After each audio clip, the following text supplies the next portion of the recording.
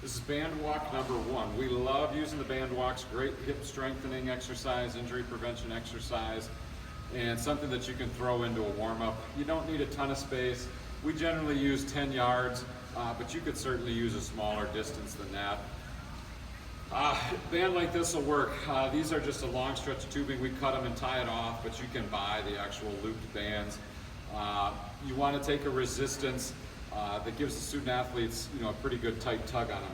There's 2 ways to put this around your leg. There's actually several ways. So Zach, show us mid-shin. So the first way, we just take that band and we put it around the middle of the shin. So that's certainly an option for you to use.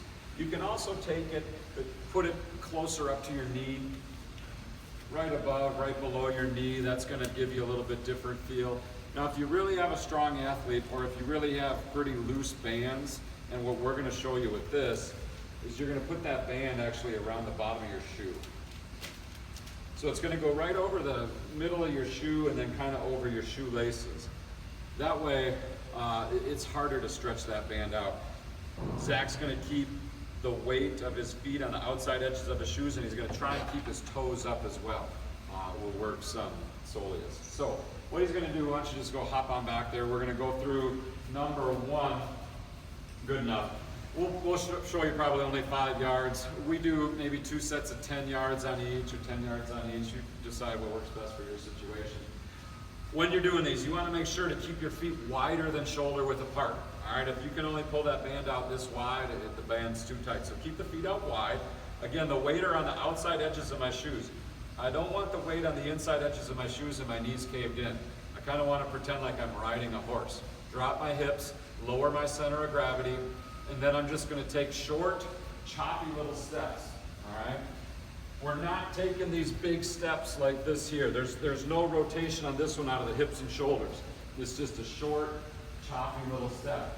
He's got to stay down. You'll see a lot of times the student athletes get too tall and it kind of ends up being a waddle, but he's going to stay nice and low and just those short, choppy little steps.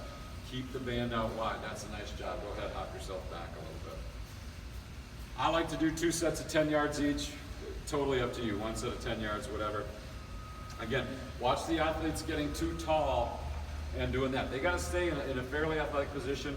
Keep those knees pushed out. Now the next one is backwards or reverse. This one really is going to burn. Make sure the student athletes, when they really start burning, all right, Zach's going to be walking wide and low. When they really start burning, they're going to bring their feet closer together and want to get in a hurry. Instead of letting that happen, just have them stop and stand up. So say Zach's really burning, all right? Stop, stand up, straighten the legs out, catch your breath, and then keep going.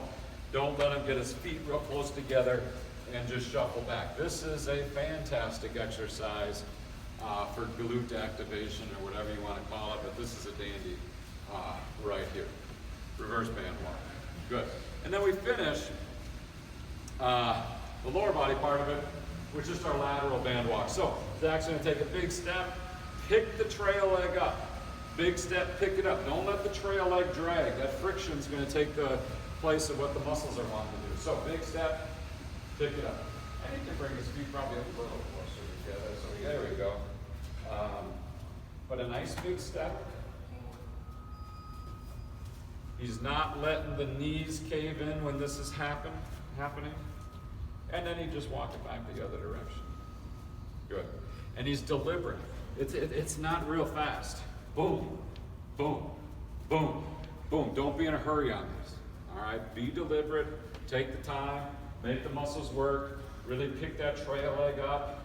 And that muscle's fighting that whole way. Then the last one, we're just going to put that around their arms. If you do use it as a warm-up, we want something going on upper body. And we're just going to do our bear crawl. So he's going to have that band middle of his forearm, somewhere down there. I mean, really anywhere will work. But spread those arms out just like we did with the feet. Keeping the arms wide, he's going to work those hands coming forward. Now this is tough. I mean, this is legitimately really tough. Your athletes may not be able to have their hands out very wide.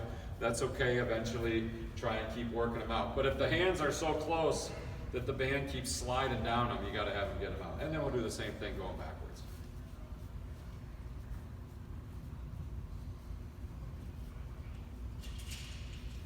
just word of caution, if you're doing this one outside on a sunny day in the summer, make sure the turf's not too hot that they're gonna burn up their hands, because that certainly has happened before. But that's our band walk number one.